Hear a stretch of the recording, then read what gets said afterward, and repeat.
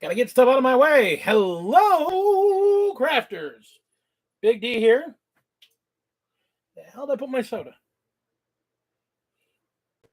Oh my god, what did I do with my soda?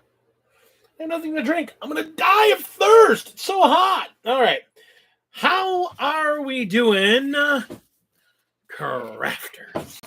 My friends, my family, my fans, my fellow Warhammerians. Hello. And big love from Big D. Mr. Commodore, good to see you in orbit. We are doing a bit of reading today. A lot of what we're going to talk about today is going to be Horus Heresy because there's a lot to take in. I got a few things. I got a few things early. I got a few things early.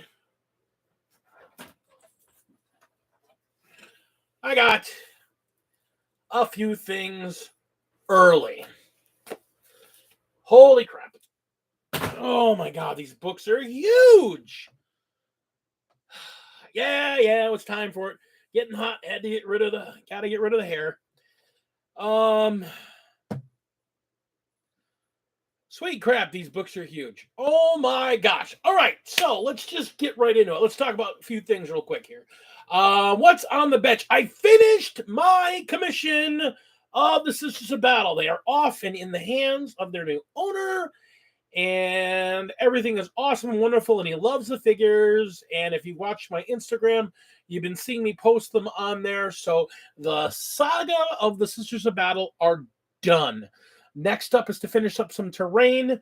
It's mostly done. I got to finish it up for Commodore and then get that off to him. And then I can start focusing on my Heresy armies. And I did say armies because I am doing two. I am doing both a Heretic and an Astartes, but I'm not going to do them simultaneously. I'm going to do one army at a time. I'm going to do my wolves first. And when I'm satisfied with my wolves and where they're at, then I will start on my heretical dudes. So thank you, Tag. I appreciate that. I appreciate that very much. So what's going on in the land of Warhammer 40K? So the new book goes, the new chapter approved goes on pre-sale this week. We have seen a lot of leaks from it already, and people are freaking out and upset or happy. Most people are just freaked out and upset because it is going to change the way the game is played. Let's be honest. It's a massive change. This is not a minor little change. This is massive. So the basic changes we know about so far. If you're playing 1,000 points or less, you're getting 3 CP. That's it. If you are playing at 2,000 points, you are getting 6 CP. That is it. Superfly, my man, good to see you, buddy. 6 CP. Oh, and by the way, your Warlord trait, yeah, you got to pay for that.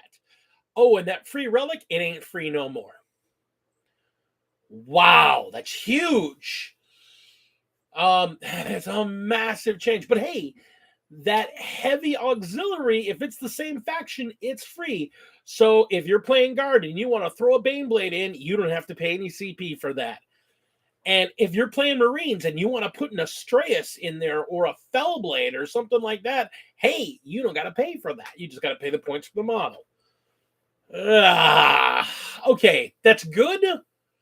That'll get some heavy models, some big models, some play. Maybe. But yeah, no, that's true. Storm Surges suddenly go, I am a playable option. I'm not going to cost you CP to play. So my Storm Surge Tau army suddenly looks a lot more inviting than it was before.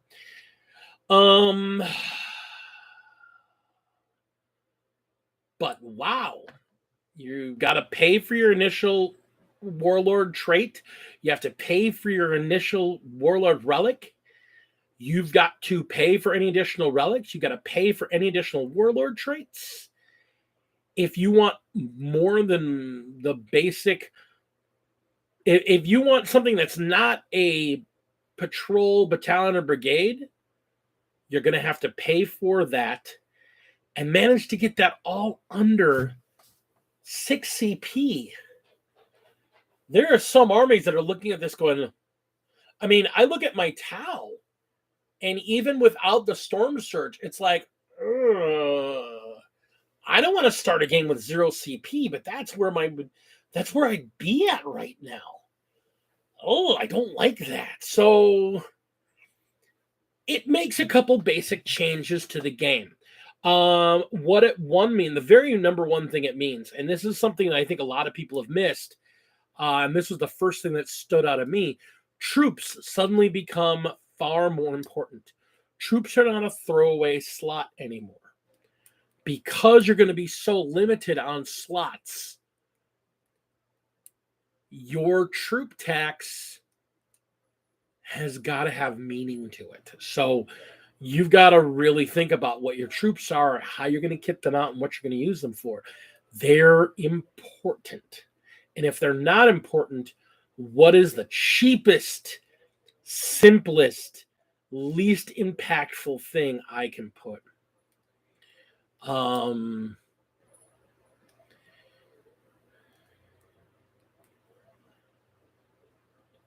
Yeah, I mean, that's true. The large, the monolith for Necrons is up. The vault. Yeah, those big models, you don't have to pay CP. It's easier to play them. Come buy them now, boys. You can play them. If you don't own one, come buy one. You're going to play it now. Yeah, I don't know about that. But it's a thing. Wow.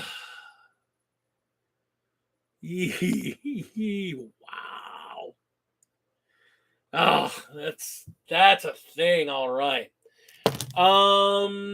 But yeah, I mean, troops are going to be a thing. I mean, I'm looking at actually my Tau going, yeah, they're pretty cool. My wolves, well, they have platoons. They have them in a lot of Primaris units. You can take a group of 10 and split them as a pair of 5. So they're called combat squads now. So you can do that. So, but I don't know if you want to do that. I mean, I know for my wolves, I'm looking at them going, I'm going to take 2 squad. I mean, my wolves army is like right now, I've been working on the numbers. And it's like, okay, so we're going to take 2 squads of assault intercessors.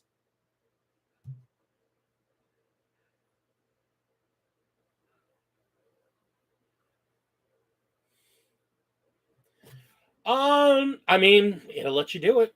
Those are both super heavies. So yeah, I would imagine you could. I mean, new plastic. Let's get that thing played. Let's get it out there. Let's put it in people's hands. Let's let people play it. I mean, I don't think that's their master plan. I think it was not the new models. I think it's the old models. Super heavies aren't seeing play. I mean, why else do you make the auxiliary no CP to play? To get people playing the super heavy models that nobody's playing, so nobody's buying. Why are they not playing? Because you got to pay 2 CP to put on the field. All right, screw that. Let's take away that cost. You can put one on the field. You can just buy it as long as it's the same faction. So,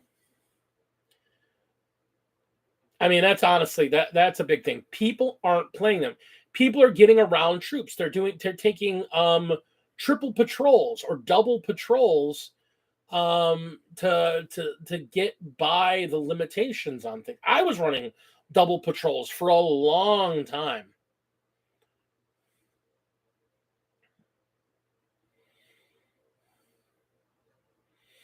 I don't know. I mean, they're not going to return to what they were in 7th edition, if that's what you're talking about, Commodore. But what they're doing is that they're going to make your troops. I mean, we're just talking from a delivery standpoint, from a bliss building standpoint. Troops are more important now.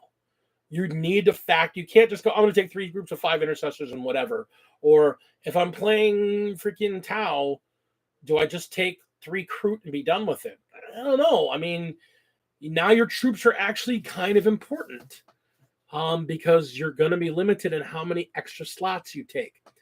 Keep in mind that the other thing that's changing is secondaries.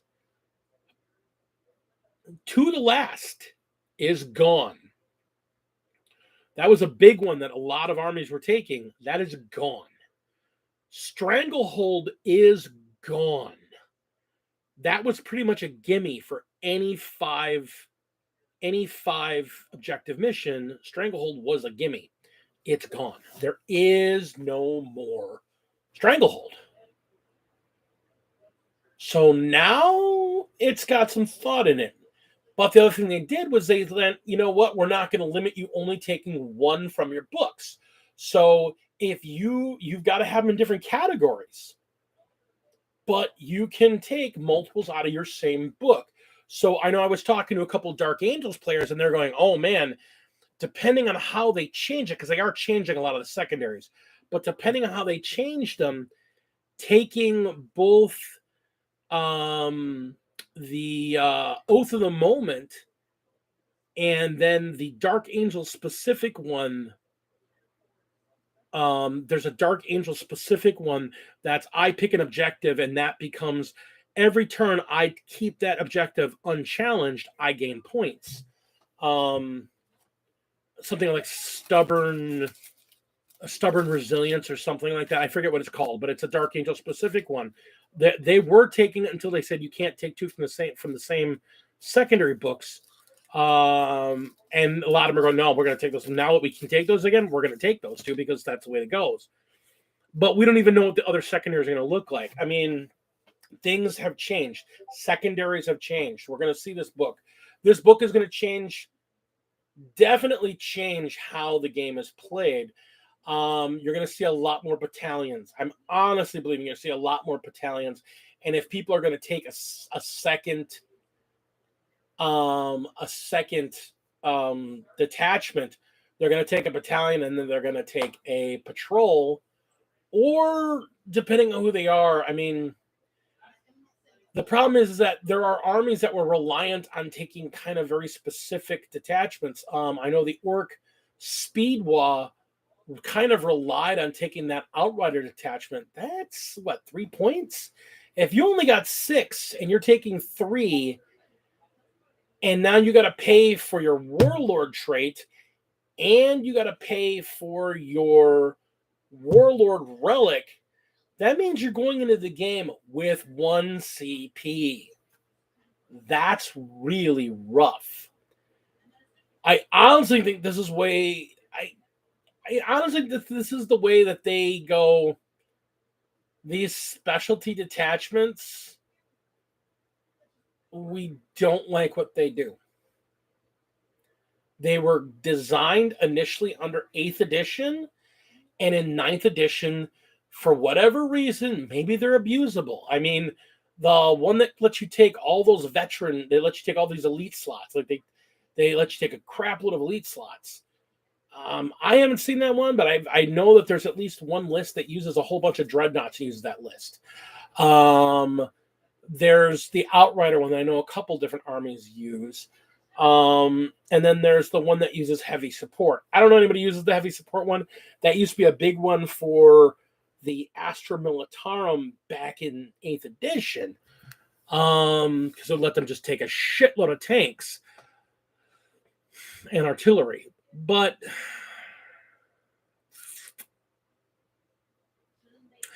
it's going to be interesting to see. Like I said, I think we're going to see troops more used. I think we're going to see a lot more battalions. I think you're going to see a lot more battalions, and you're going to see people use those 3 troop slots, and you have to utilize them. And because you don't have the ability to upgrade characters as easily because it's expensive and you don't have the CP to do it, I think you're not going to see people taking multi-detachments because you don't have the CP to burn on upgrading these guys. And I think that was a big reason why you would take multiple detachments, was to get multiple captains or multiple warlords, or, and just multiple war bosses. That's what we're looking for. warlords or commanders or war bosses, and so you could spread that out a bit. I think I think this is one of the things that's addressing. It does kill a lot. It does kill a lot of fluffy builds. But really does it? Because if you're going by fluff, most armies take troops. They're a baseline of the game. They're a baseline of the army. Every army should have basic troops. That's fluff. And there are a couple armies that get around that rule. I think the Deathwing version of the Dark Angels. I think they get away with that too, because I don't think they have to pay for an outrider. I think they get the cost back in an outrider if they're warlords in that thing, and I think the same thing happens if they take a vanguard, as long as the warlord's in there, because it ends up becoming their Deathwing or their Ravenwing. I don't know the Dark Angels that well, but they have those specialty units in those factions. So, but I mean, most armies, they use their troops. What it does kill is, say, a perfect example in my Tau list. I was taking 2 detachments. And so I was taking 2 commanders and a ethereal. And all 3 of them had a warlord trait. And all 3 of them had a relic. And I had that was 2 detachments. So you had 2 points to the detachment, 2 points to the 2 extra warlord traits, 2 points for the 2 extra relics. That was 6. I'd go into a game with half my CP. If I try that same build now,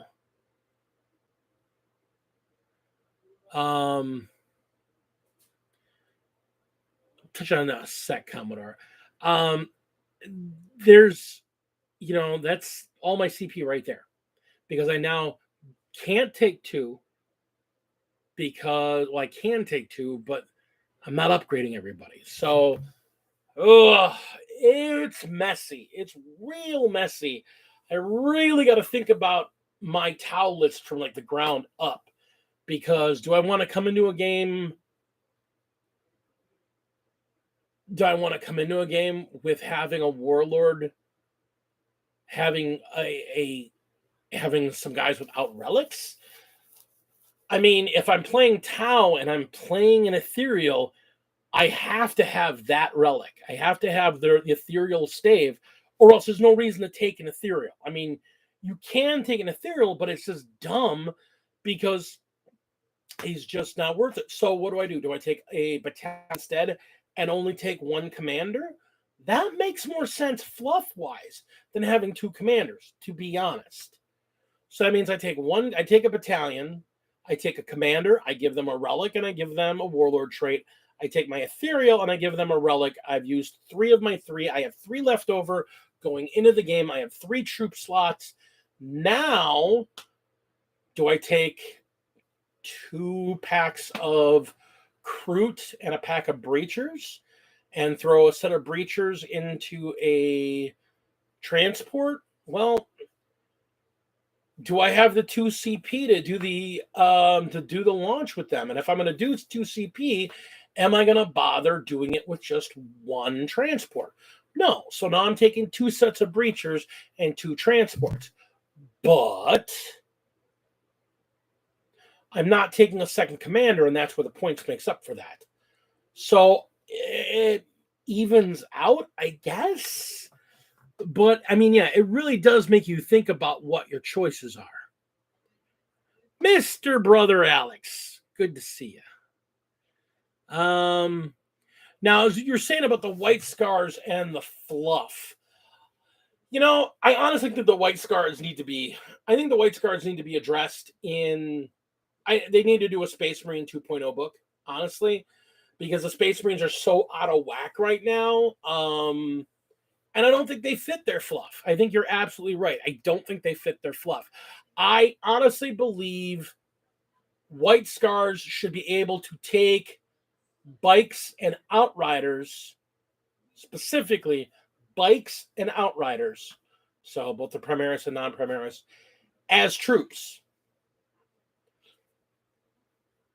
But in return, they don't get to take heavy intercessors as troops. They have to take them as a heavy support unit. Something like that. That's just my opinion. I think that's something the Scars should have to deal with.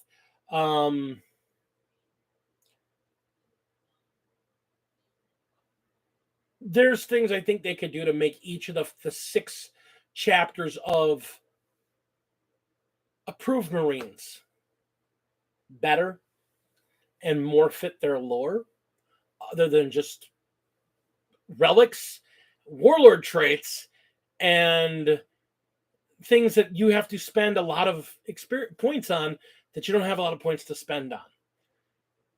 That is the one thing. Now, there is a flip side to that. The flip side is that it means armies that have unique characters, you're going to want to take your characters, because that's how you're going to make up your difference. You're going to get a character with a relic and often a unique ability that's kind of like a warlord trait, but you're spending pure points on it. I know, looking at my wolves, Ragnar is back in the army. He is my warlord, period. He is back in the army as warlord. There's no reason to not take him. I don't have to buy a relic. I'll just take him. We're good to go. Bjorn is back in the army because, hey, look, I get a buff and I'm a dreadnought.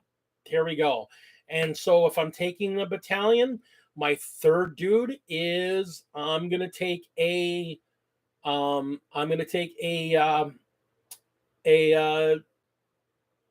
marine. I'm gonna take a Primaris tech marine.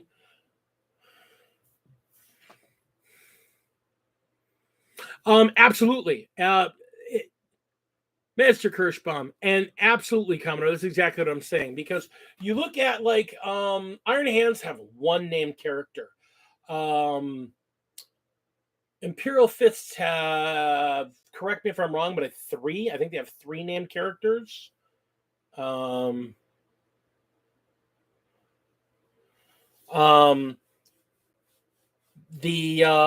White Scars have Jagatai Khan. That's it. Not Jagatai Khan. Kusero Khan. They have Kusero Khan. That's it.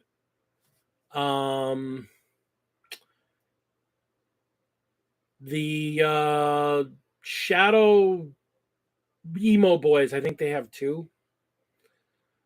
But then there's the Turgan Lysandra. Okay, they have 2.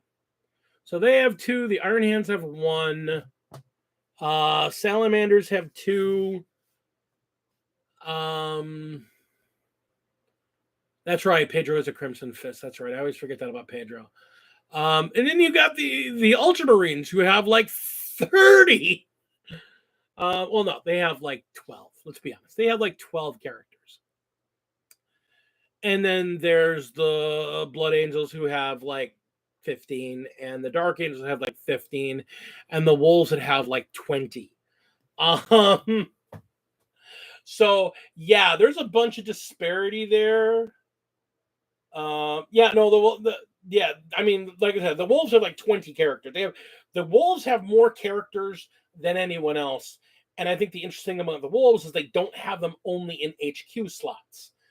The Wolves, I think, are the only army that has unique characters that are also elite slots, along with having people that are character slots. So, I mean, with HQ slots. So, go figure there. They're also the only guys that have a character dreadnought.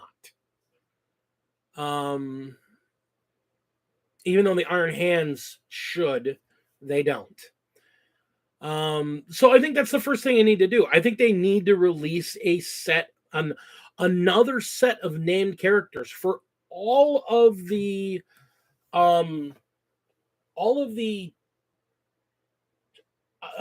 codex following chapters. I think they need, they don't need to add any more to the freaking Ultramarines.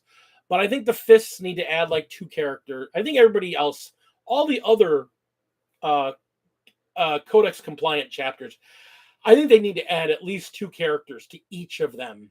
And add characters. They put novels backing them and they have fluff backing them, but add characters to all of them so that they just got something there. Because I mean, right now, I mean, you look at, and the thing is, I don't want to say it's about a competitive thing, because competitive is probably the healthiest it's been in a year. Yes, Nids and Tau are top 2, but there were 12 events. There were 12 GT events over the weekend that were reported. 3 were won by Nids, 3 were won by Tau, and the other 6 all had a different army win them. 1 was Blood Angels, 1 was Iron Hands, 1 was Thousand Suns. I think 1 was Custodes. Those are the only ones I can remember. I don't remember what they all were. But so we're seeing placements all over the place. We're seeing armies. I think between the data slate and the preemptive nerfs, I think we've seen a bunch of things come. Pardon me. I don't like I said, I don't remember who the last 2 were. I was looking at that. I posted to the chat I'm normally in. But yeah, so you got a breadth of different armies winning stuff. So the meta is getting better on a national world sense. But this brings me to another conversation I had with somebody today, and I kind of brought it up, and it made me really think about this really hard. What's the local meta like? Where you're at, where you're playing, what is your local meta? Because how are you doing in your local meta is more important to the general watchers of my channel. Like, if you're somebody that's watching and you're playing at a national level, that's the stuff you need to look at. That's the stuff you need to gauge where your next purchases or where your next adjustments are. If you're trying to take your army and make it fit into what's going on at a national, at a GT, at a freaking open level, you know, that's what you're looking at. But I'm going to say like 90 to 99% of the people that are watching my channel are either people that are casual, or if you're competing, you're competing at local RTTs. You're playing for funsies with friends. And so at that level, at an RTT level, every army has an opportunity. It's all about, it comes down really, I think, to how well you know your army as opposed to how well your opponent knows their army. And I say this because last month at the Warp Storm event at the Midwest Gaming Classic, Orcs won that tournament. Supposedly the worst, or one of the worst armies in the new meta, won the tournament. The first event that I played in West Bend at the Hobby Nights was a Knights army when Knights weren't really doing very well, but Knights won. So what's winning? It's people that know their armies, that know what their army can do and execute what they design their army to do the best. That's who is winning. And that's what is winning. If you know your army and you know how to build your army competently and you know how to play your army competently and you know what strats are worth using and not using, what units are worth using and not using. When playing your local meta, you'll do fine.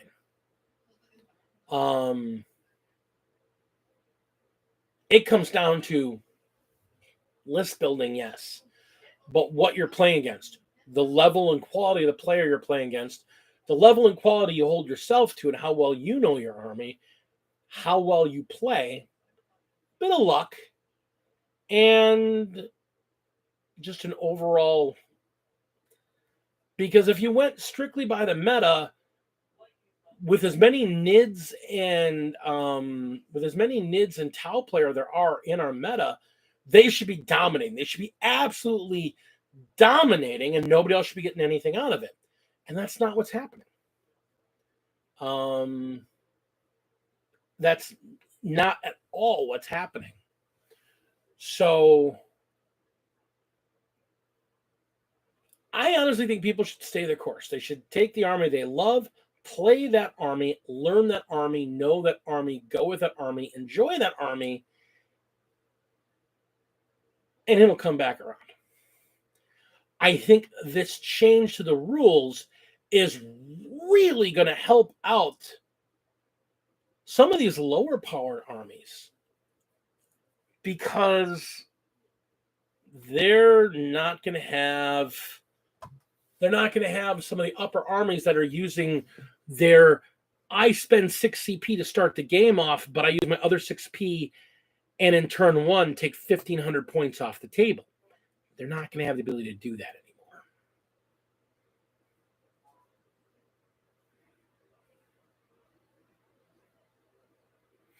Yeah, and if anybody's going to know, it's going to be Kirsch, the man that organizes and runs, for the most part, the Warpstorm tournament. A guy that inspired me to play Tau. So, yeah. So I'm looking forward to the new book. I think it's going to change the heck out of the way the game is played. I also love the fact that it's going to be the rules for 6 months, and then the rules are going to change again. And I think that is also going to keep our meta healthy, because no one's going to be able to sit down on an army build and win for a year and a half with that same build, just game after game after game after game after game. The meta will grow, the meta will change, the rules will change, and when the rules change, the meta will grow and change again. And every 6 months, you're going to see a massive shift depending on how much these rules change. Because I think GW has it in their head that they're gonna let those 6 months play out, and they're gonna see how they play out, and that's gonna judge how they adjust their rules for the next set. Now, admittedly, they're only going to see 3 months of those rules before they get those books printed, so they're only going to see a small sample size, but a small sample size is better than no sample size. CP generation will be very interesting. Yeah. Hey, Tina, good to see you. Yeah, I mean, I think CP generation and CP cost reduction abilities.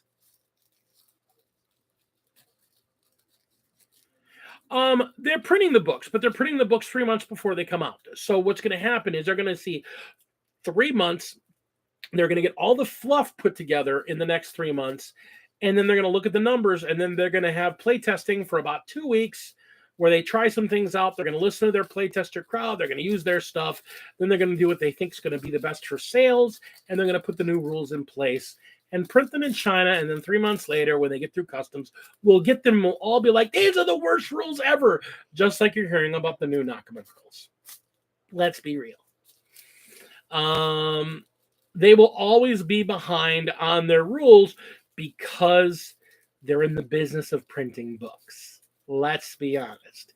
They're a company that sells books and toys and happens to have a game based on those books and toys. Let's be real.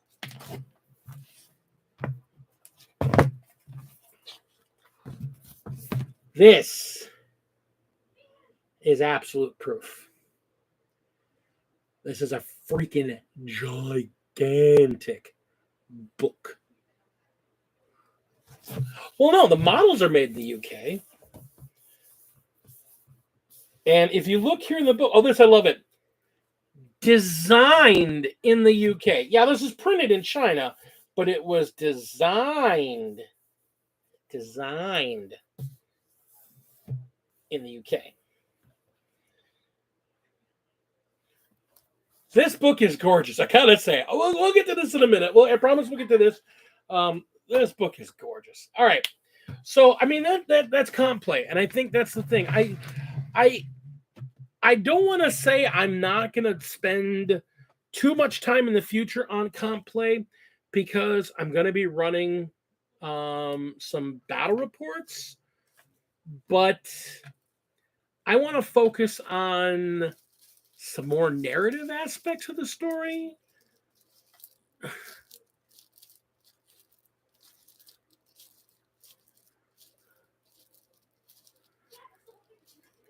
Commodore, look, not every company has the money like a gigantic monolith company like Cool Mini or not has the ability to print miniatures and updates to rules every 3 months or every month. I mean, Games Workshop is this small indie game company in Nottingham, England. They barely scrape their rent together week after week to keep this game out for us. So let's not try comparing apples and oranges here.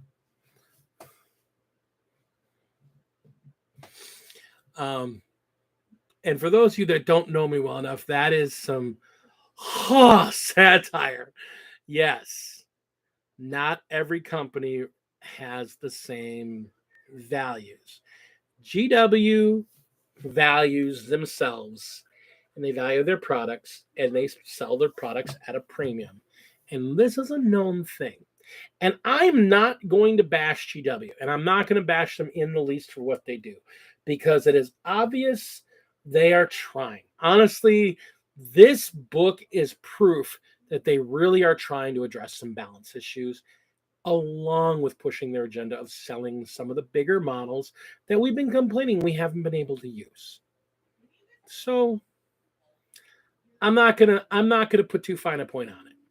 I think it's fine.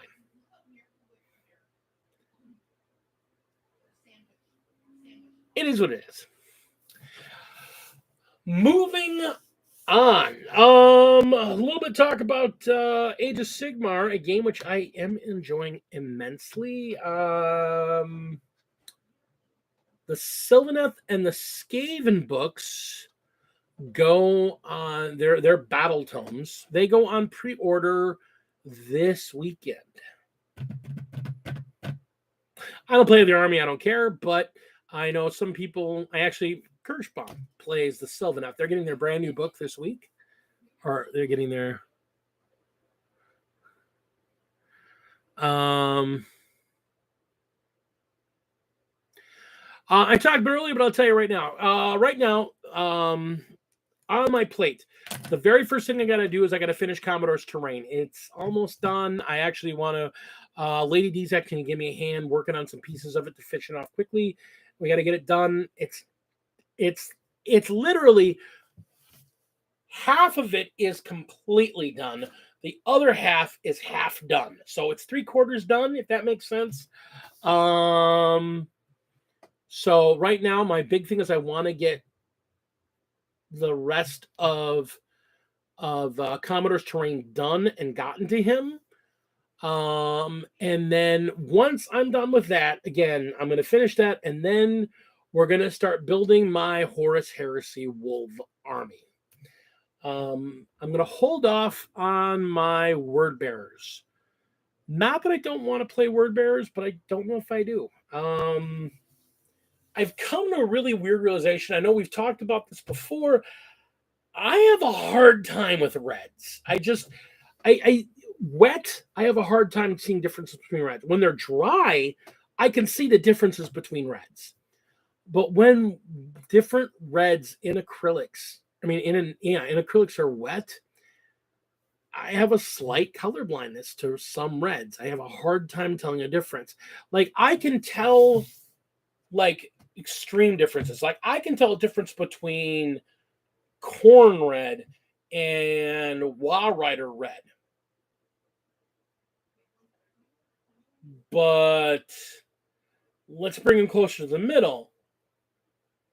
Mephiston red and Wordbearer's red. There's a big difference. I can't see what it is. Flesh Terror's red and Mephiston red. I really can't tell the difference between the two. And Vallejo Flat red and Walrider red. I'm told they're very different. I can't see it.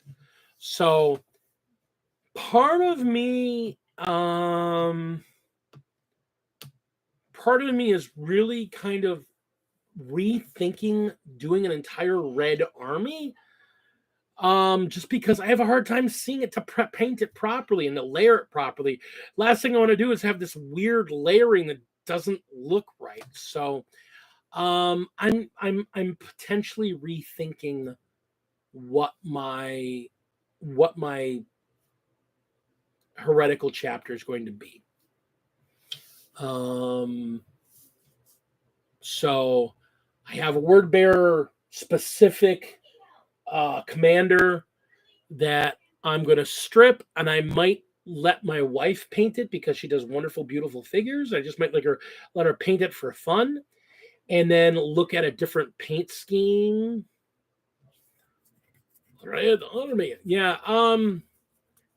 Yeah. I can't because the Red Army is really green. I know because I got them. The Red Army is mainly green and gray. So I'm looking at a couple different things. I'm looking at colors that I enjoy, and at paint schemes that I would enjoy having some fun painting. So, I don't know. I'm kind of torn at this point. Sons of Horus might be fun because Lupercal green is a really pretty green. But I'm thinking a lot of people are, because it's one of the two highlighted armies out of the box, I think a lot of people are going to be doing the Sons of Horus. I hate Alpha Legion. I absolutely despise the lore behind Alpha Legion. I refuse to play them. They're literally nothing more than a meme to me, and I can't. Oh, Malfarious. No, no, I'm not doing Alpha Legion. I freaking hate those guys. And I'm not going to do Night Lords because I'm Batman is not a chaos army worth playing. So I'm right now. I'm kind of torn. I've been messing with some ideas. I could do. I mean, I'm gonna be honest with you. I mean, I'm Batman. It's not a good Chaos Legion. I think the Night Lords are a bunch of punks, and screw them. I don't want to do Thousand Suns. Again, red, even though they're more of a maroon, so it's more of a brownish red. I mean, it'd be fun to do Wolves and Thousand Suns. In that aspect, it's kind of fun. But then I think about it and realize I really don't like Thousand Suns. I don't really like.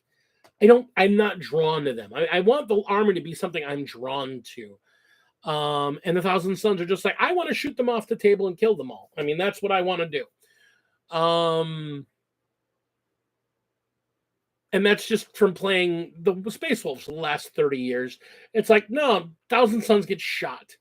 Yeah, Iron Warriors are one of the ones I'm looking at. I'm looking at, honestly, right now, I'm looking at either the Sons of Horus, Iron Warriors, the Dusk Raiders, or the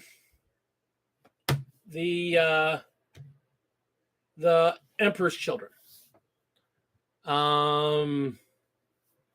Yeah, Emperor's Children is actually, I think they're in the lead for what I'm thinking right now, just because, I mean, I do love purple. I love me some purple. And it's an excuse to paint purple. I love me some purple. So it's definitely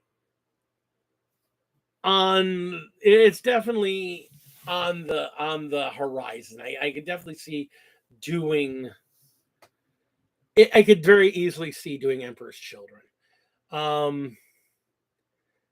That Lupercal green for Sons of Horus. Plus, it's the Sons of Horus. I mean, Horus is a cool dude. I like Horus. You know, he's yeah.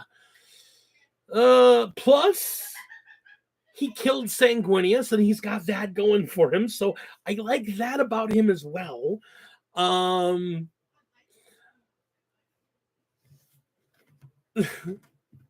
mean, that's the thing. If I'm going to play bad guys, like I said, if I'm going to play bad guys, you know, I mean, I don't want to play the guys that are a little bad. Like, it's Horus is the bad guy. I mean, he is the bad guy. Well, him and Lorgar. I mean, they're the two. They're the reason everything freaking happened, which is why I wanted to play Lorgar. But it's just that red is just, it kind of, the more I look at them, I'm like, I don't want to paint another red army. I painted one for somebody else, and I'm glad to have it off my plate, and I never want to paint red again. It's not my thing. I don't actually like the color red very much. It's weird. I just don't. I like it as an accent color. I like it if it's like a dark black and like some grays and some silvers and a little bit of red. That's good. Or, you know, you've got this gray and blue and gold and then a little bit of red. That's fine. But when it's red, fire trucks are better when they're yellow. Fight me. That's a thing to my brother there. He'll know where I'm going with that one. Fire trucks are better yellow. I'll fight you over it. And no, Bird Boy got what he deserved. Have some mace. Yeah, I'm gonna make all my Blood Angels guys angry because yeah.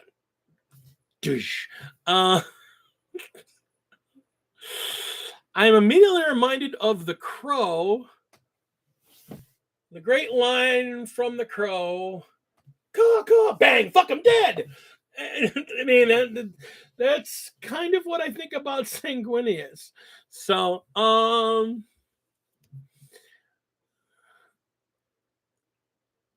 yeah, so I mean, I'm probably leaning on Emperor's Children or the Sons of Horus. Iron Warriors are really interesting to me. I'm not gonna lie. They've got really cool lore. And I get to paint anytime I want to put dead dudes on their base. I can put Imperial Fist stuff on their base and not feel bad about it. Sanguinius earned it, and Erebus did nothing wrong. You understand me. My people understand me. This is all Magnus's fault.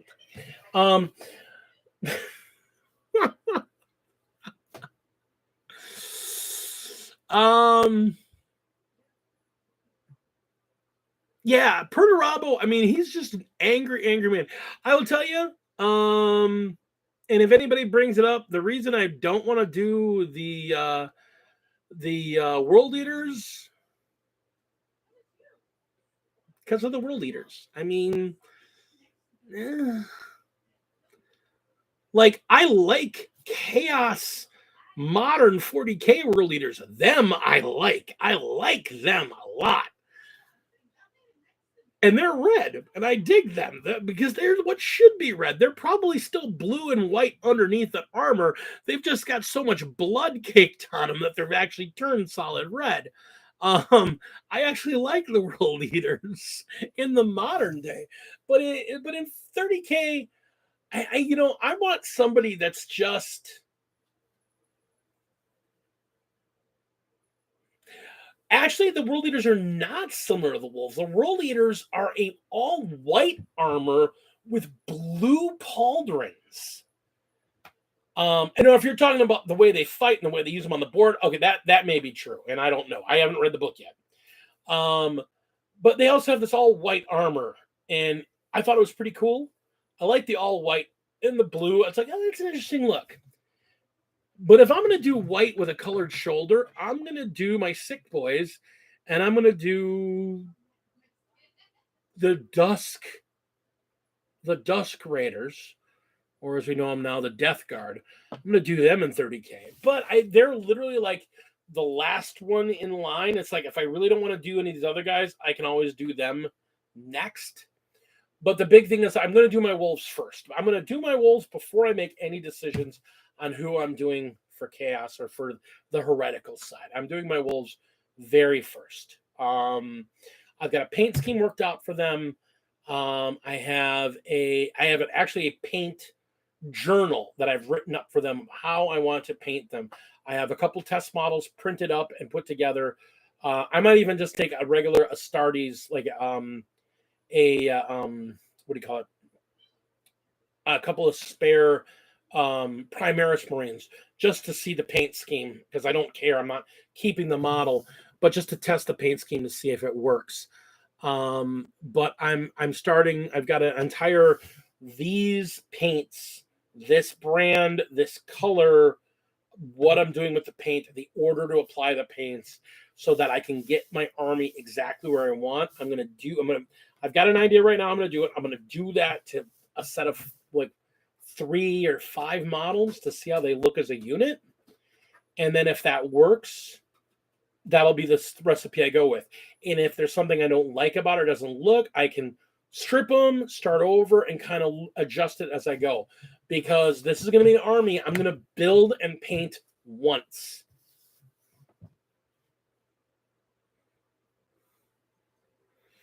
Have we talked about the new Citadel Paint yet? No, we have not. And I have a lot to say about them, which is why I'm not getting to the books yet. We will get to these books. But, the new Citadel Paint line. So what are they doing? They're adding 6 new washes that are interesting to me because they look like they're half-strength washes. They look like they're not as heavily pigmented as their standard washes. So they're going to be a lot lighter in their toning and a lot more of a, I don't even know how to describe it. They're not as saturated as the new washes are not as saturated as their current wash line is. And in introducing these new washes, they're getting rid of all 4 of their gloss washes. So Null Oil Wash, gloss, Agrax gloss, Reeklin Flesh gloss, and the other bronzy one that they do for the one that they just introduced at the beginning of this freaking of this paint cycle, the one that they introduced for the Necrons for doing brass and coppery type washes, that gloss, they're all going away. So all of those there's those 4 washes are going away. There's 6 new washes, and they're in different tones. There's a gray wash that looks like it's like a half tone to maybe a third tone of Null Oil, and then again there's 6 new washes, and I talk about them more because I think those aren't getting the coverage they should.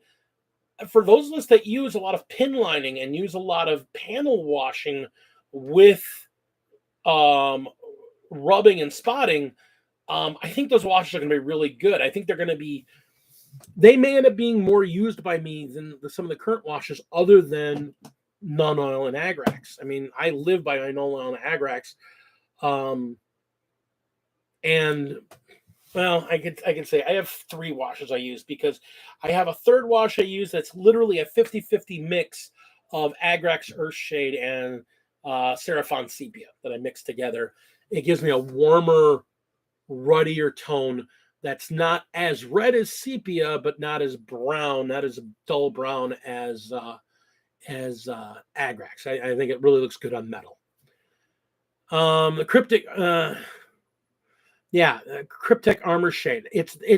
They're still going to be making Cryptic. They're just not making it in gloss anymore. That's the big thing. They're getting rid of the gloss shades. Why? I don't know. I'm assuming that there is some sort of either higher expense for production, and they're not getting a return on their investment for those pots, so they're just going to stop making them. So if you use those gloss ones, hunt them down and find them now, because I'm assuming that come July you're not going to find them anymore.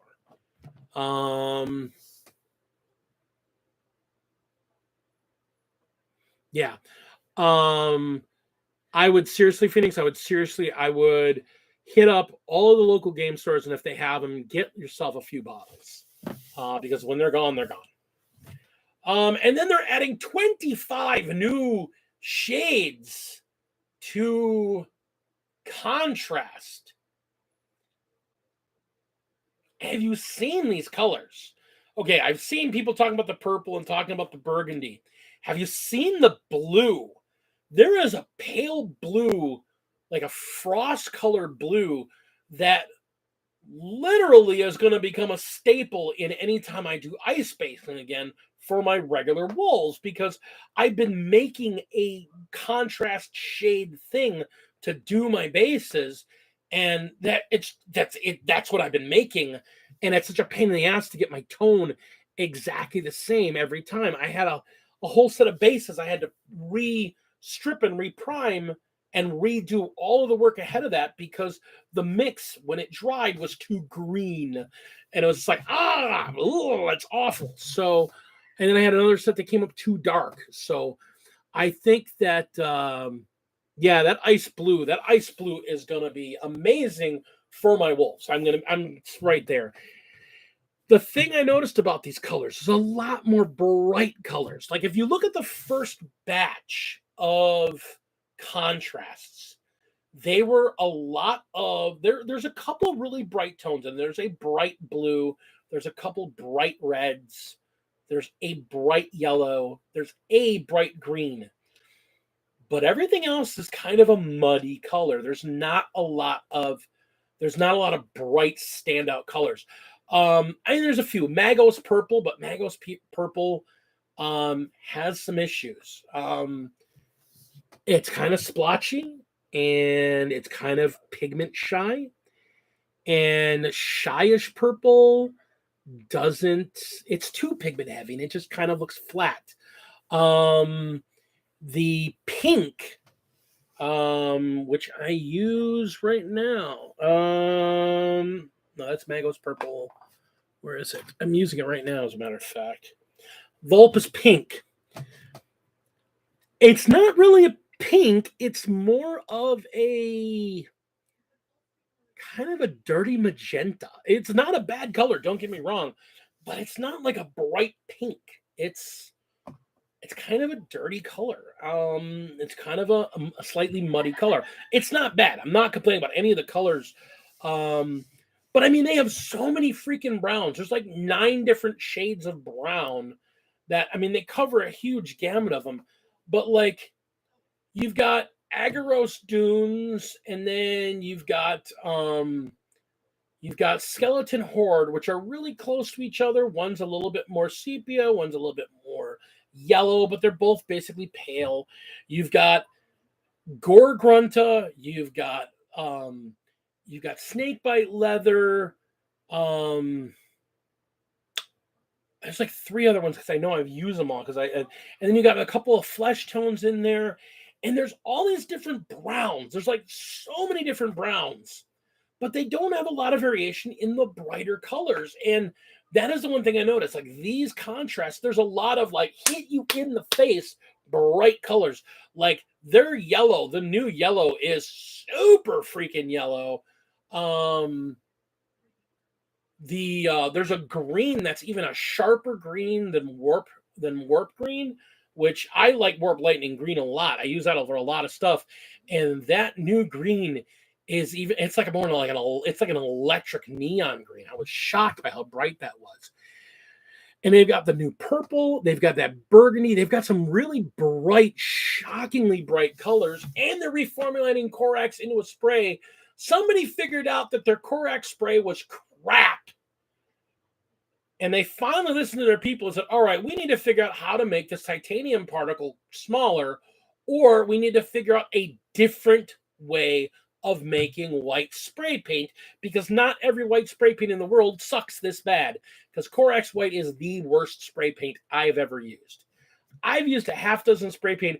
I would rather buy a $2 bottle of touch-up white spray paint than Corax White. I'm only going to get like a dozen figures out of that bottle of touch-up, but at least they're going to be a solid white and not look like somebody gave them freaking chicken pox with all the bumps and the rough surface on them. So, I freaking hate Corax White as a spray. And I know white is a hard color. White is one of the hardest colors in any format of paint. It's why in a lot of cases I've given up on using pure whites in a lot of things and go with Uthian gray, which gets to be really close to white without getting white. And then I might do a little bit of pure white, just highlighting, just to make it look more white, but I try to bring it back some, because it's so hard to get a good white that's not clumpy in an acrylic. I'm going to bet my brother, who uses enamels, has a different experience with that. I'd love to hear his thoughts. As he and I have talked about, he's not real versed in using acrylics, but enamels, I mean, you guys have seen his stuff. Enamels, he works almost exclusively in enamels and oils, and he does amazing work. So, I mean, I was almost at the point where I'm about to break out the airbrush and start using white Stynylrez, or not Stynylrez. I forget the name of the brand of the ink, but my wife can knows where to get really nice white ink with a high pigment count that comes out super thin, and just start using that through the airbrush to make things white, because it's just I'm so freaking sick of clumpy whites. I go out of my way to not paint things white at this point, to be honest. So yeah, I mean, the paint changes. I mean, they're contrasts. I like contrasts. I like them for what they are. I think they're a direct response to Army Painter coming out with their speed paints. I have not used speed paints yet. I have not used them at all yet. But I have listened to painters and what they said about them. They flow supposedly smoother and less splotchy than contrast paints, but they are very easily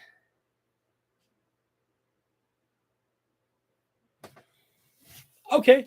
What are whites like in that, Al? When you're using enamels and lacquers, what are your whites like? Because I mean, that is the biggest complaint you'll hear from acrylic painters, is that whites suck as a whole, and it comes down to the science of what makes a white pigment white. It's a titanium particle, and perfect. Okay, well, then there you go. So if you ever want to paint whites, guys, just do enamels. But no, I mean, I actually thought about it. I mean, I know I've been talking about it a bit. I actually want to take a couple Marines, just a couple of generic Marines, down to my brother and have him sit down with me and paint them as if they were painting him the way he paints figures, and see what he comes up with. Paint up like a classic Ultramarine and a classic Space Wolf and a classic Imperial Fist, and not a Blood Angel, because I hate Blood Angels. But those three, and just to see what he would do with enamels with them. I think it'd be interesting to see. And maybe in a White Scar, because of the white in a White Scar. I'd love to see how he deals with the white and the panel lining and all that. It'd be interesting. Something you and I need to talk about, Al. Hopefully, we're going to see you 4th of July weekend, and we can talk about a little more then. And that way we can also plan that weekend, what weekend I'm coming out to see you.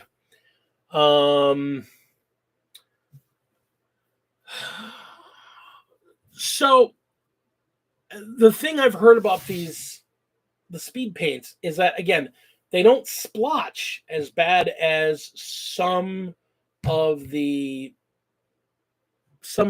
contrasts do.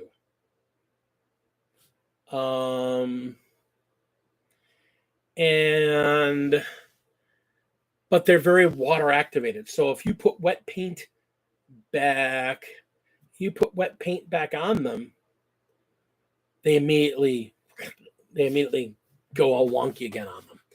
So you kind of want to let them dry and then lacquer over them and then work on your next layer or something. And I don't like that at all. I might use them for pin washing. I might use them for recess washes. But considering you can't even buy them individually right now, as far as I know, you can only buy them in their packs. You can buy like the overall pack, which is like $100 box, or you can buy the starter box, which is like 20 of them or 15 of them, and it's like a $40 box.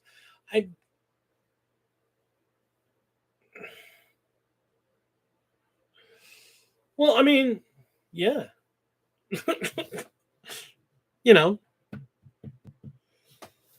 I'll be honest with you, Kirsch. I'll be honest with you, Kirsch. I would happily. Oh my god, I just broke this figure in my hands. Messing with stuff on my desk. I just did a little D thing, and I busted a resin figure that I just built. I had to pull his arm off and reprint that. Okay. That's all right. I'd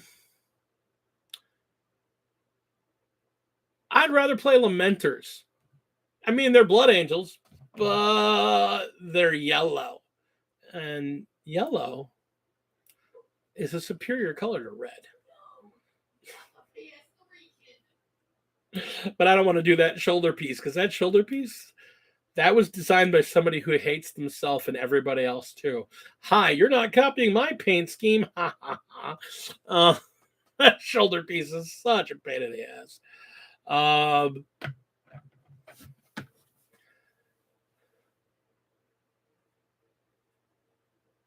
So, all right. Let's wrap this up. We are. Oh no, 9. I don't have my glasses on. I can't see a darn thing. Is that 9:57 or 9:37? We're at 9:37. Okay, we got time. Excellent. All right. Let's get to our big topic.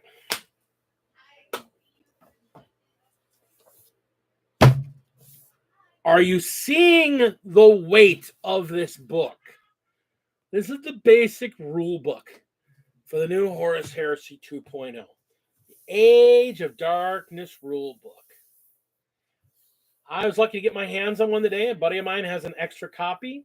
I don't have my box yet, but I will have my box soon. When I get the box, I'll get my book, and I'll just give him my book. But I got this thing. Now, I know there's been a lot of reveals of the stuff in this book. I just want to point out the very front cover is the iconic original art piece of the Horus Heresy. That beautiful picture of the Emperor coming and dealing with Horus just after he struck down Sanguinius on the bridge of Horus's ship. Beautiful piece of artwork. The box is heavy. Oh my god, there's so many miniatures in that thing. 40 dudes, a Contemptor, and a tank. Well, a upscaled Land Raider that can hold 20 dudes rather than 10. Let's just talk about this book. They've done a great job of using a lot of the classic art and a lot of the really iconic pieces of art from over the years for the inside of this book. There is so much. I'm going to open it this way so you guys can see it. There is so much gorgeous artwork in this book. It is Malcador the Sigillite. And there's just some really great. This again, one of my favorite pictures. All of the suns standing next to each other. This is a great piece. I have this as a background wallpaper on my computer. So this is an amazing piece of art. There is so much really, really beautiful art in this box. Or in this book. And then they take it one step further and they do some really crazy stuff. One of the things I love is they go through and they break down. Here's your Mark II. Here's your Mark III. Here's your Mark IV. Here's your Mark V. Here's your Mark VI. And they break down what the other armor pieces look like. So, you know, and there's no game difference between these armors. But they want to make sure you know what you're looking at. There's a lot of love in this book. And a lot of people are concerned that this book was going to be nothing but rules and there was going to be no fluff in this book. And I heard people actually say this, and I was like, have you never bought a GW book before?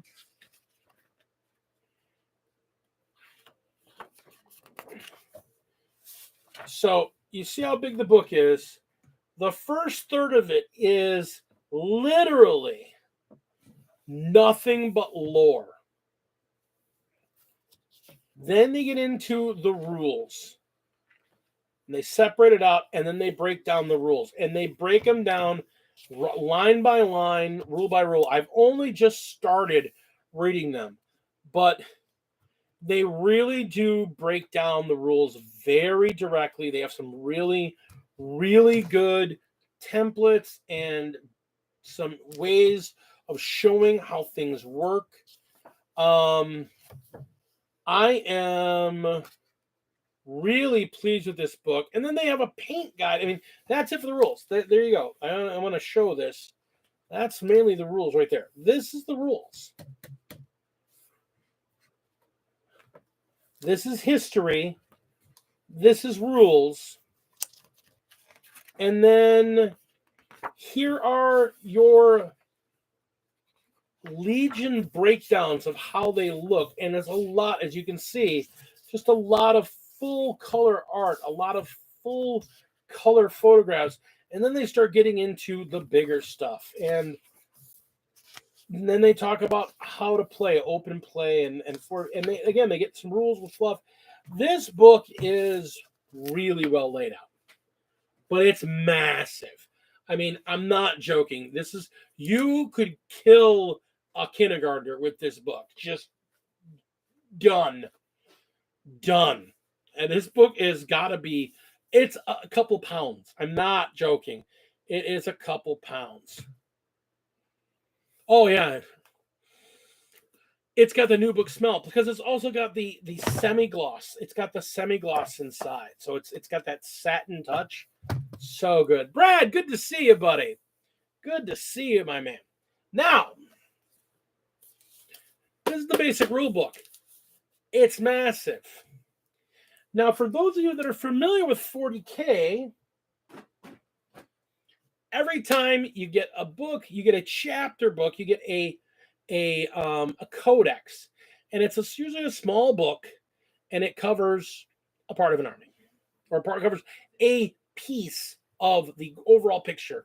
Like you'll get a book for your Eldar, or a book for the Space Wolves, or a book for, X, Y, and Z.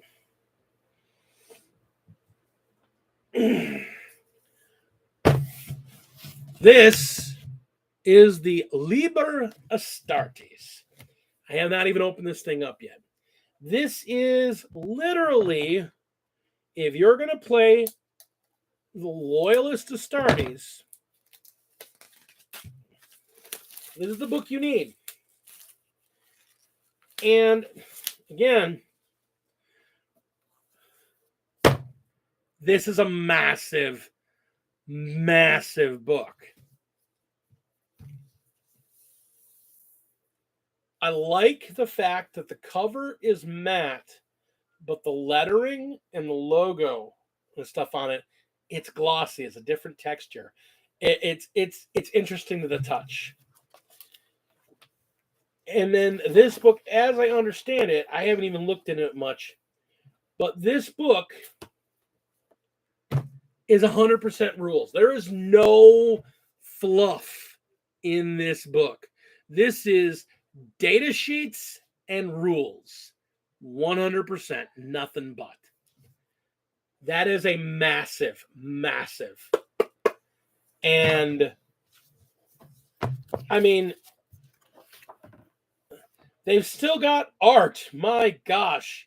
They have some gorgeous. Oh, here you go. I got to show this off because my man, Commodore, ought to see his fist. That beautiful Rogel Dorn. Look at these guys. These guys are gorgeous. And they are the highlighted army for this edition. I mean, they're the big good guys that are on the front cover. So congratulations, Fists. You're getting your time in the spotlight. I got my wolves covered here too. This book is gorgeous. Very little fluff, some art, and just rules so they can just get on with it. That's your book for your fluff. Here's your rules. Read the novels. That's pretty much their opinion on it. Ugh.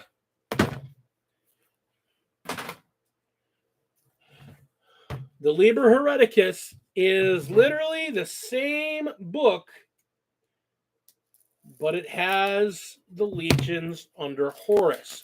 And so there are major rules differences. A lot of the units are the same, but there's, again, going to be rules differences.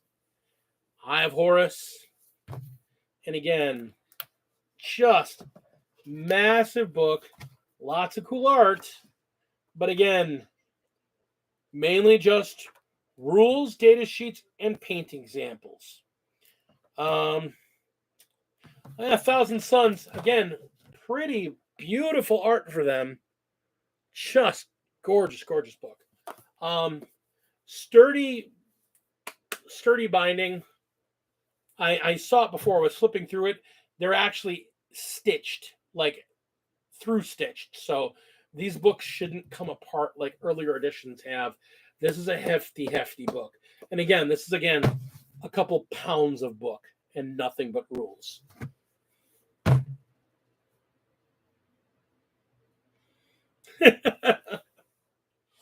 I mean, you're not wrong. You're not wrong, Kami. Meanwhile, the Fists were on Earth protecting it, building the fortress that is the Imperial capital. Well done. I give Commodore crap about the Fists because I can, but I hope he knows for real that I actually like the Fists. I think they're a cool chapter. I want to get them more love. I don't mind them hanging out with my wolves. They're almost as breakaway from the Codex Astartes as my wolves are. They just fell in line first. So they're all right by me. They're all right by me. So I'm going to be reading these rules. I got to relearn these rules. It's funny, the little bit I got to read, I was immediately like, oh, I remember that.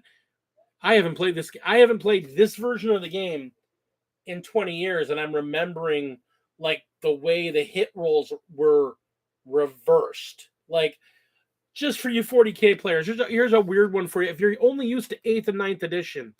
Okay. So if somebody has a ballistic skill of 3+, that's good. That means they're hitting on a 3 or better. And if they have a 2+, then they're really good. They're hitting on a 2 or better. It's just the opposite. If they're on a 2 ballistic skill, they're only hitting on 5s and better. On a 3, they're hitting on on threes are better. If they're on a 4, no, it's basically take the number, subtract it from 7, and that's the number they need to hit. So you're not normally going to find people with ballistic skills higher than a 5, and that's hitting on 2s. Yeah, it's the 7 rule. It's like you're hitting on your number subtracted from 7. So a bigger number in your ballistic skill is good, not worse. It's the opposite of 8th and 9th edition. And I'm like, oh yeah, I remember that. That was weird. Because like orcs were always like 2s and 3s. Weapon skill's a strange one. Yeah, I gotta remember to look that one up.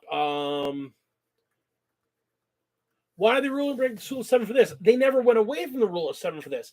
Remember that Horus Heresy, when it was created, it was created under 7th edition rules as the standard.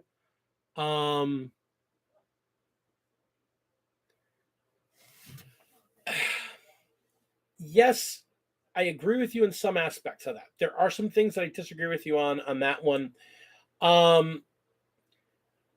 The ballistic skill and the weapon skill, they're weird.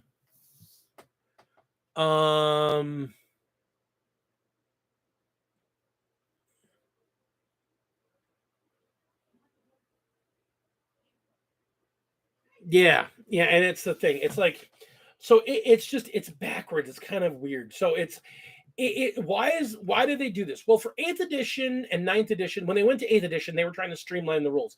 So they cut out a bunch of those rules and they just streamlined everything into this number and better, this number and better, this number and better, and they just streamlined them and put them all in one path.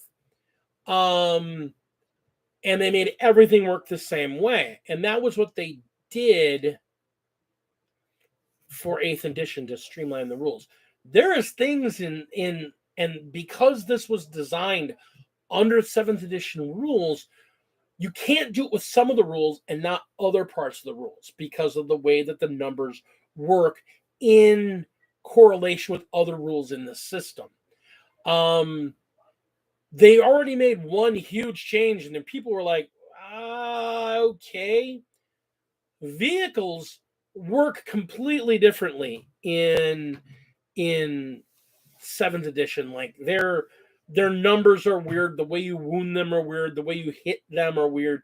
It's different. And when 8th edition, they went, no, everything shoots the same way. When they went to this Horus Heresy 2.0, because that's what these officially are, the 2.0 rules, what they did was they took dreadnoughts and moved them out of the way vehicles fight and slid them over to how figures fight. So their stats are more online or in par with how figures and infantry and characters fight as opposed to vehicles. So there is a difference between vehicles and figures. They fight differently. They do things differently. And I don't remember exactly how it works. I just started reading the rules. But there is a significant difference. And the numbers have to be the other way around because of the way certain modifiers and certain things work. It's a different system for a reason. For reasons. They couldn't just go, it's 8th edition, but we're going to put fire arcs on vehicles, and vehicles have armor plates that have different profiles depending on which direction you're hitting them from. Because that's a big thing.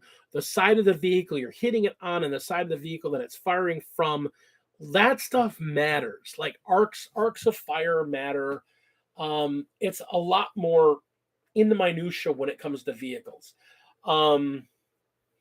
It very much shows that vehicles were an add-on to the system from the early days, and then they refined them and made them better, but then they had to bring them back in to work with regular figures. So I don't know that it's a perfect system, and I'm going to read the rules to learn how they work, but Forge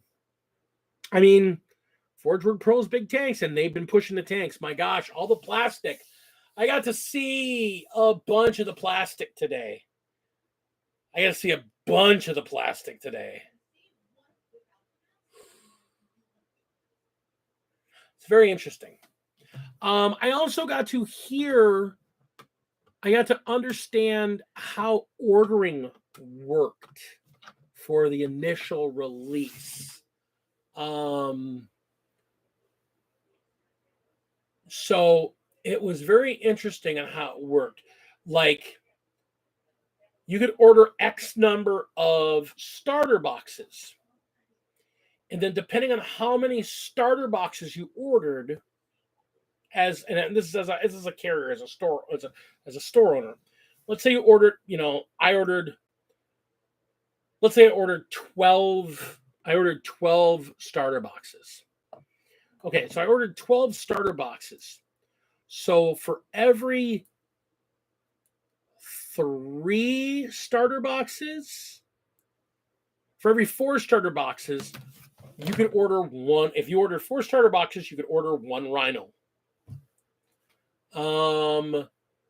For every 2 starter boxes, you could order a weapons add-on box. And for every 2, you could order a weapons upgrade kit. So there's the one that has the heavy weapons, and there's the one that has the squad weapons. They're 2 different box sets. For every 2, you could order 1. So basically, if you ordered 12 starters, you could order 6 of one and 6 of the other, and then 2 of them. So you'd have 6 of them, 6 of the other. You could order 1 book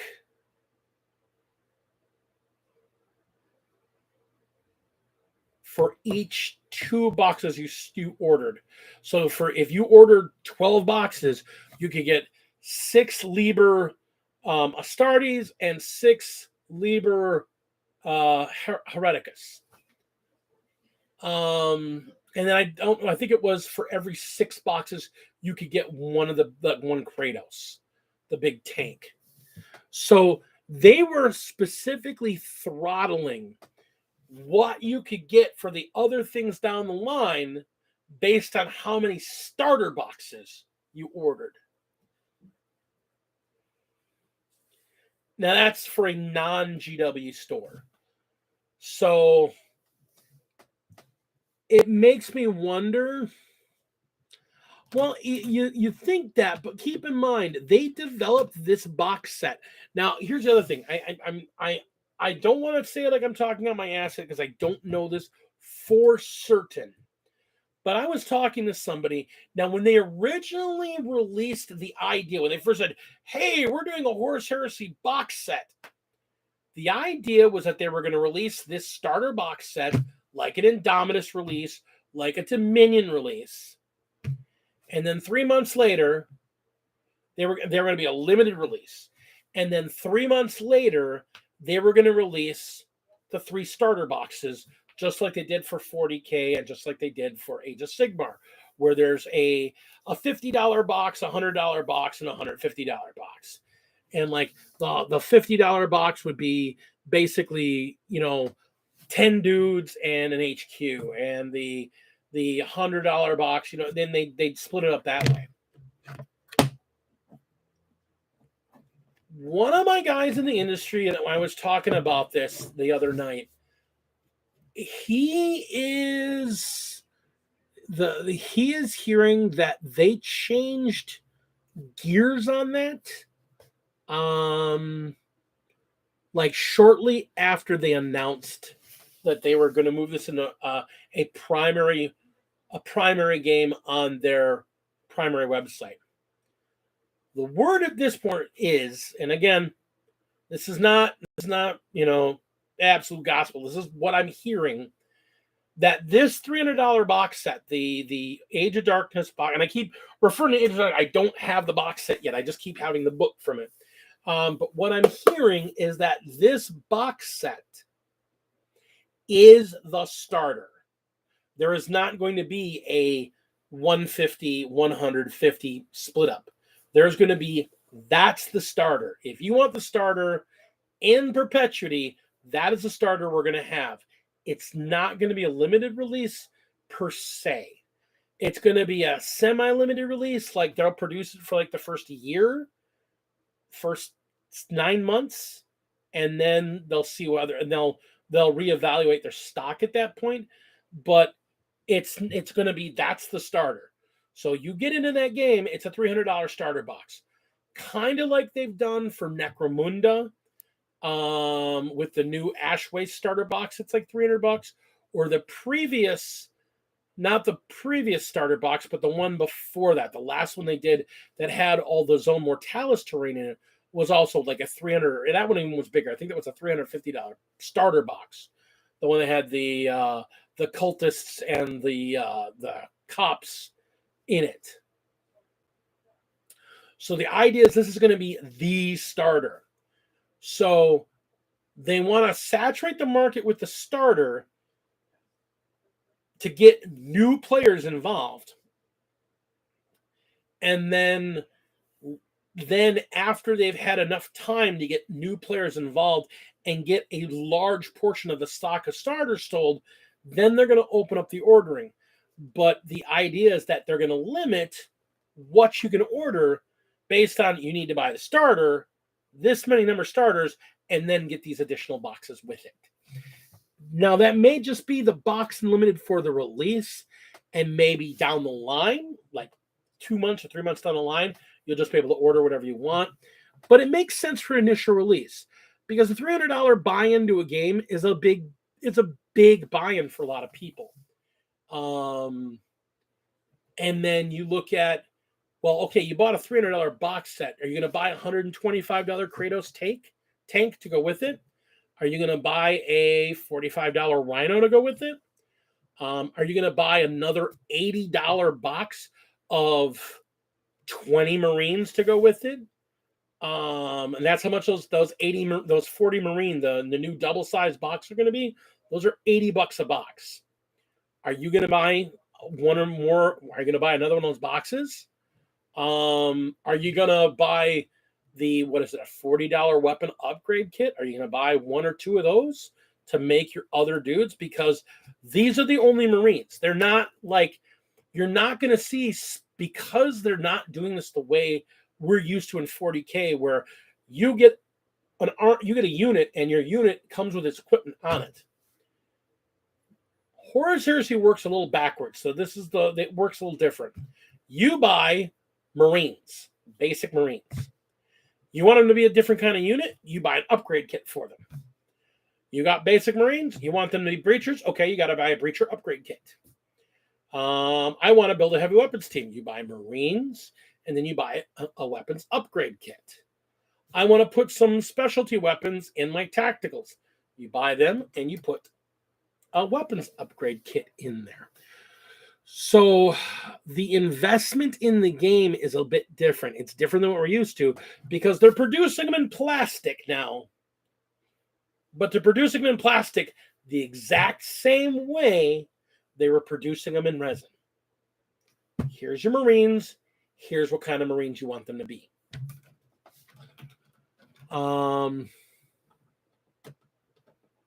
Take that as you will. I don't think it's a problem. I think it'll be just fine. Again, what it's gonna do for me is it's gonna make me not buy 8,000 points of Imperial Guard, or 6,000 points of Space Wolf, or 8,000 points of Death Guard. I'm gonna have maybe 2,500 to 3,000 points, 2,500 to 3,000 points of my Space Wolves. That's it. Because I'm just going to have enough so I can swap it around. Because that's the other thing about it. It's a more narrative game. So you design your army in your head, and then that's your list. And you adjust how you play your list to the kind of mission you're on. So I don't know that it's ass backwards, but it's just very different. It's different than we're used to in 40K, where if I want Assault Marines, I buy a box of Assault Marines. If I want Gun Marines, I buy a set of Gun Marines. If I want Heavy Weapon Marines, I buy Heavy Weapon Marines. It's just a different way of looking at it. This way, you buy all the same Marines in your army. They all look the same, and you just swap them out to the weapons and gear you want, which also fits more with the theme and the overall tone of what Horus Heresy and how it worked back then. So when it's after 10 o'clock, we are over. So we're going to quick wrap up right now. Real quick shout out. I will not be around this weekend. I was hoping to try and do some stuff this weekend, but it ends up not going to happen. I will, though, take some candid shots, though. I am my D&D this weekend, but then... But that's only for the initial release. Keep in mind, that's only for the initial release, Commodore. That will change probably as it goes on. But for the initial release, they want to keep a limit on what they produce and what they put out there. That's the thing to keep in mind. So I have my D&D this weekend, so I will not be here Friday night, Saturday. So if Mythos are watching this in the future, I'm sorry, buddy, I'll miss your show. But Sunday, Shannon and I have been invited to a very old friend of mine who is old school gamer, and he's the guy that gave me all those retro Marine stuff and all that retro Warhammer stuff that I've been doling out and handing out and building and using for other stuff. He's the guy who gave me that. He is holding a painting day at his place. So there's going to probably be like 6 or 7 of us all at his place, snacking and drinking and painting figures in our different game systems. I think I'm the only Warhammer guy there. They're mainly like Lord of the Rings and fantasy role-playing and historical wargaming. But it'll be fun to sit down with some guys. We always talk technique and whatnot, so that'll be a good time. The following weekend is the Nexus, the Game Nexus, which is a convention going on in Brookfield that I will be assisting with another Warp Storm GT. It's going to be 2 days, 5 rounds. I'll be there Saturday by myself along with the other people running it. And then Sunday, me and Lady D will be there. Lady D will be giving painting lessons on Sunday. I am going to be there doing 40K demonstrations and assisting in TOing as needed. Anything past that we'll talk about. I know there's a 4th of July weekend coming up that's involving vodka jello shots. I'll let you guys know how that goes.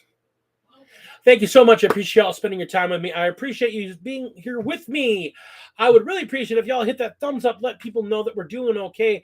I really, really hope you guys enjoy the content I provide to you.